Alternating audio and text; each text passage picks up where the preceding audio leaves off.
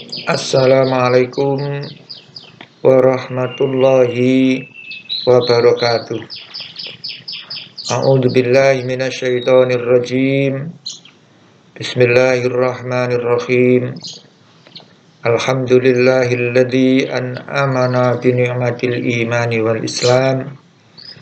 Asyhadu an la ilaha illallah wahdahu la syarikalah wa asyhadu anna Muhammadan abduhu wa rasuluhu la nabiyya ba'da. Allahumma salli wa sallim ala sayyidina Muhammad wa ala alihi wa sahbihi ajma'in. Rabbi israh li sadri wa yassir li amri wa hlul 'uqdatam min lisani yafqahu qawli, amma ba'du.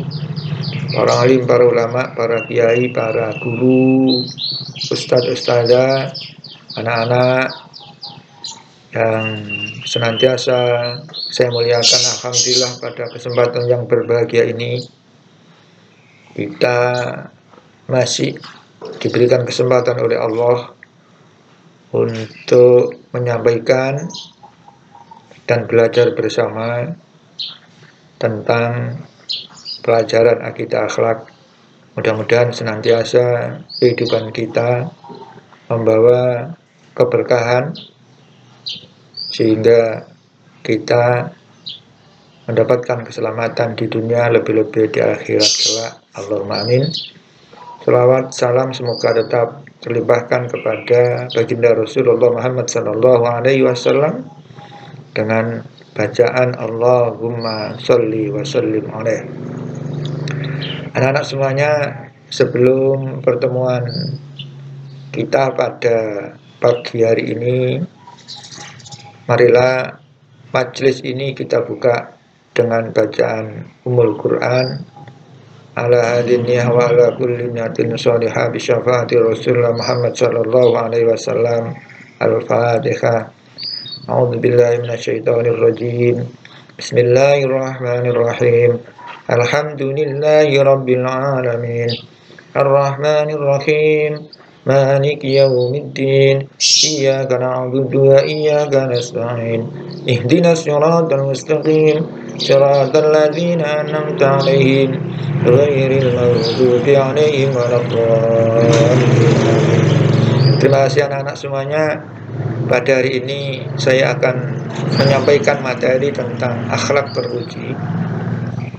Anak-anak semuanya, akhlak yang terpuji, akhlak yang mulia adalah merupakan macam perilaku atau perbuatan baik yang tampak dalam kehidupan kita sehari-hari, yang sering kita istilahkan dengan akhlakul karimah ataupun akhlak mahmudah. Rasulullah Shallallahu Alaihi Wasallam diutus oleh Allah di muka bumi ini adalah untuk menyempurnakan akhlak kita. Innama bu'istu liutammima makarimal akhlak. Sesungguhnya Allah mengutus baginda Rasulullah Muhammad sallallahu alaihi wasallam adalah untuk menyempurnakan akhlak kita. Semoga kita menjadi manusia-manusia pilihan yang patut didambakan oleh baginda Rasulullah sallallahu alaihi wasallam. Oleh karena itu, pada pertemuan kali ini saya akan menjelaskan tentang akhlak yang berkaitan dengan akhlak terpuji, yaitu tentang ketaatan kita kepada Allah Subhanahu wa ta'ala. Taat adalah tunduk dan patuh terhadap segala perintah dan aturan yang berlaku. Taat kepada Allah Subhanahu wa ta'ala adalah bagian daripada orang-orang yang senantiasa bertakwa kepada Allah. Apa ciri daripada orang-orang yang bertakwa, yang taat kepada Allah itu? Adalah menjalankan perintah Allah Subhanahu wa ta'ala.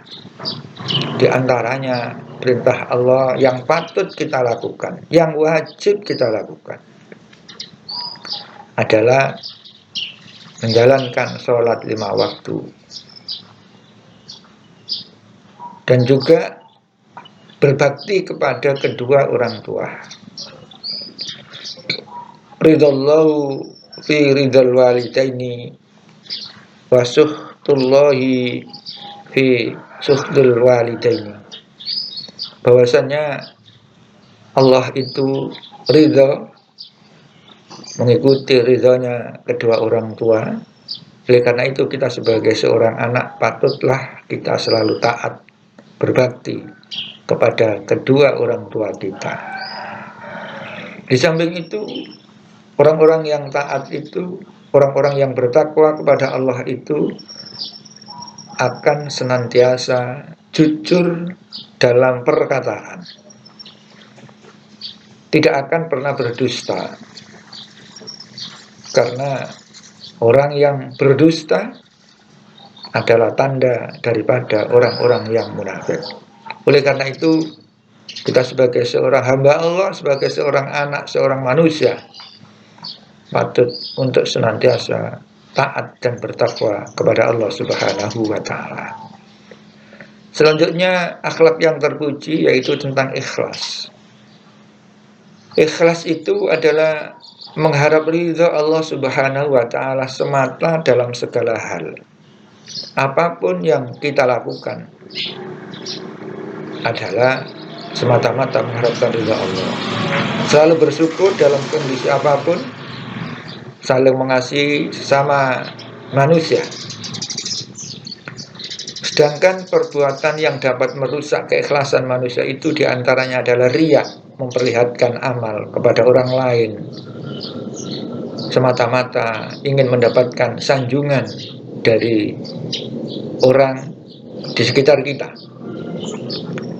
Di antaranya yang merusak itu adalah sum'ah, menceritakan amalan-amalan yang pernah kita lakukan untuk disampaikan kepada orang lain yang semata-mata pula untuk mendapatkan sanjungan dari orang yang ada di sekitar kita.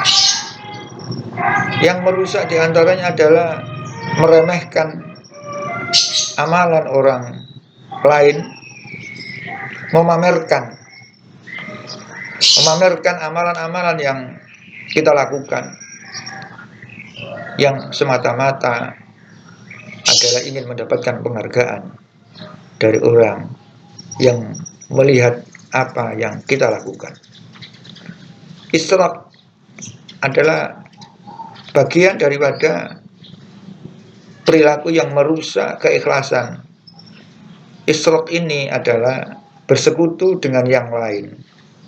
Maksudnya melakukan perbuatan bukan untuk semata-mata kepada Allah, tetapi untuk selain Allah Subhanahu wa Ta'ala. Oleh karena itu, apapun yang kita lakukan, bahwa perbuatan kita semata-mata hanya mengharapkan ridha Allah Subhanahu wa Ta'ala. Manakala kita mampu mengaplikasikan ketaatan kita kepada Allah,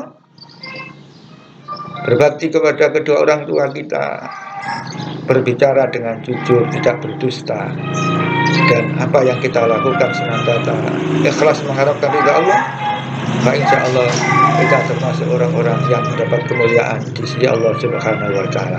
Mudah-mudahan kita termasuk orang yang diselamatkan oleh Allah Subhanahu wa Ta'ala. Allahumma amin. Demikian yang dapat saya sampaikan, semoga bermanfaat bagi kita semuanya. Akhirnya ihdinas siratal mustaqim, wallahul muwaffiq ila aqwamit thoriq. Wassalamualaikum warahmatullahi wabarakatuh.